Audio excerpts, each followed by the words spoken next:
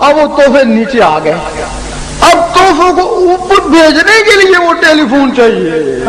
اللہ، اگر آپ کے اندر وہ نیوری ٹیلی فون نہیں ہے تو آپ کے تحفے یہی ہیں، اوپر نہیں جا رہے ہیں۔ اس کو نماز صورت بولتے ہیں۔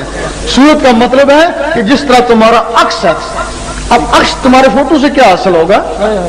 یہ نماز صورت ہے۔ لیکن جس کے اندر وہ نوری ٹیلی فون لگ گیا، اس ٹیلی فون کے لیے اس کی نماز عرش مولا میں جاتی ہے، اس کو بولتے ہیں نماز مومن کا معراج ہے۔ یہ صرف مومن کا معراج ہے۔ اگر مومن کا معراج ہے ولی تو اسے اگلی چیز ہے نا، مومن کی آواز عرش مولا میں پہنچتی ہے تو ولی ان روحوں کے لیے بذات خود وہاں پہنچ جاتا ہے۔ جب تمہارے اندر اللہ شروع ہو جائے گی تو تمہارے اندر اور بھی مخلوقیں ہیں، روحیں ہیں، جس طرح جن اور فرشتے ہیں اس طرح وہ روحیں ہیں تمہارے اندر، 7 روحیں ہیں۔ باقاعدہ حدیث میں ان کے نام ہیں، قلب، روح، سری، خفی، اخفا، انا، نفس۔ 9 ان کے خلیفے ہیں، باڈی گارڈ۔ 16 چیزیں تمہارے اندر ہیں۔ جب تم 16 چیزیں ان میں نور جائے گا تو وہ 16 چیزیں اللہ اللہ کرنا شروع کر دیں گے۔ اس جسم میں یا اللہ ہوگا، اگر اللہ نہیں ہے تو پھر شیطان ہوگا۔ اب ہمارا دل میں نور نہیں ہے تو تمہارے دل میں شیطان ہے۔ اور یقین کرو کہ جو اللہ کل بھی اللہ نہیں کرتے ان کے دلوں میں شیطان ہے۔ ان کو یہ بات بری لگی ہوگی لیکن ہم دلیل دیتے ہیں۔ جب وہ نماز پڑھتے ہیں وہ سوچنا نہیں چاہتے، ان کو ایسے وسوسے آتے ہیں جو وہ سوچنے نہیں چاہتے۔ اس کا مطلب ہے کہ وہ نہیں سوچنا چاہتے لیکن ان کے دل میں وسوسے آتے ہیں، پھر وہ شیطان ہی ڈالتے ہیں نا، ان کی نماز خراب کرنے آتا ہے نا، تو شیطان ہے نا۔ بالکل۔ اب دوسرا اس کا ثبوت ہے، آپ ذکر کے حلقے میں بیٹھ جائیں، وسوسہ نہیں آئے گا۔ آپ اللہ میں لگ جائیں، آپ کو وسوسہ نہیں آئے گا، الٹی مستی آئے گی۔ تو کیا وجہ ہے؟ مستی کیوں آئے گی؟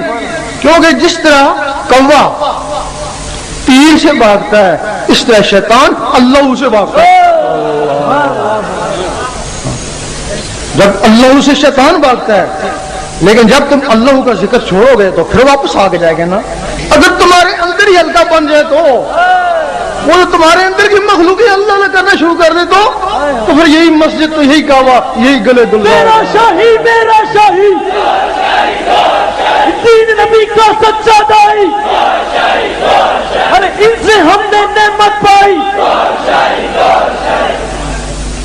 اب تمہاری نماز اس مسجد میں ہے، تمہاری نماز خانے کعبے میں ہوگی لیکن ان کے خانے کعبے کوئی اور ہیں۔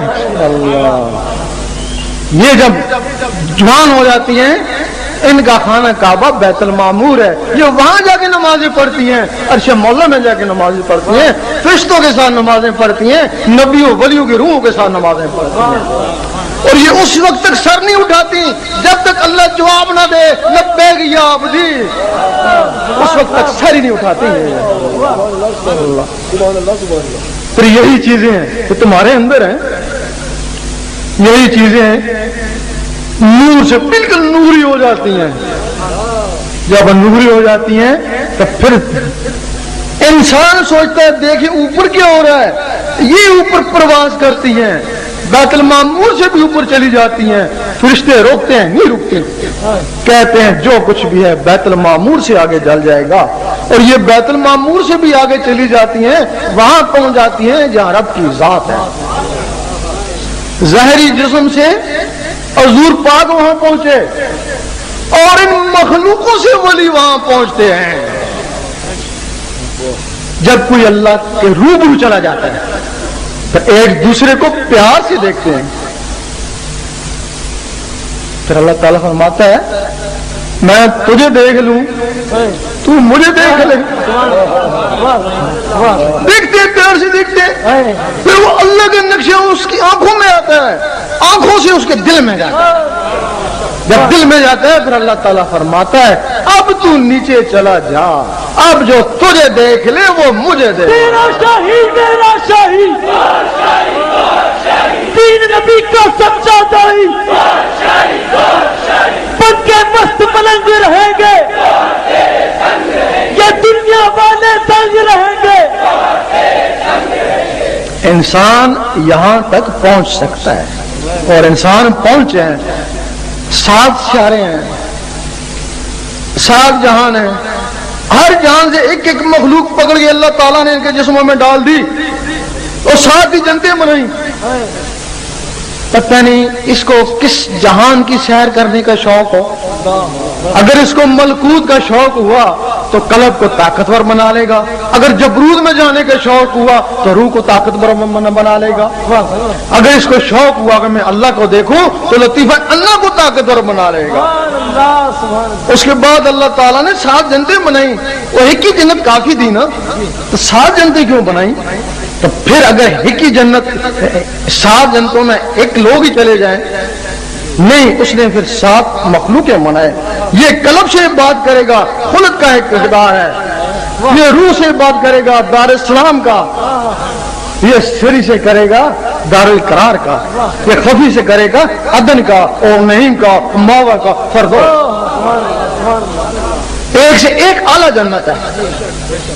اب لوگ کہتے ہیں ہم تو بخشے جائیں گے، ہم بھی کہتے ہیں تو 5 نمازوں سے بھی جنت مل جائے گی، بلکہ اگر عقیدہ تمہارا صحیح ہے، گستاخ نہ ہو، گنہگار ہی صحیح، حضور پاک کہ گستاخ نہ ہو، بلے گنہگار ہی صحیح، ہو سکتا ایک ہی دفعہ ان کے نام کو چوم لو،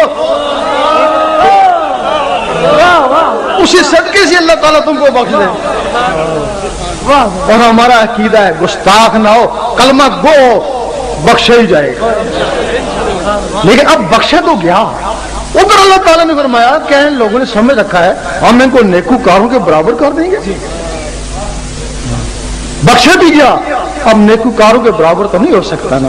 سب سے جو ادنا جنت ہے وہ خلد ہے، سب سے ادنا عبادت ہے وہ قلب کی ہے، اس نے تو قلب کی عبادت کری کو نہیں، پھر جنت میں چلا گیا، جنتیوں کا غلام بن کے رہے گا، کتنا پچھتائے گا۔ ایک حدیث شریف میں ہے کہ جنتیوں کو جنت میں جو افسوس ہوگا کہ جو دنیا میں جو لمحہ بغیر ذکر اللہ کے گزرا، ایک حدیث شریف ہے، جو ذکر نہیں کرتے تھے ان کو افسوس، کاش ہم قلب کا ذکر کرتے، خلد کے حقدار ہوتے۔ خلد والے کہتے کاش ہم روح کا کرتے تو دار القرار میں چلے جاتے، دار السلام میں چلے جاتے، ہر کسی کو ایک ایک کا افسوس ہوگا۔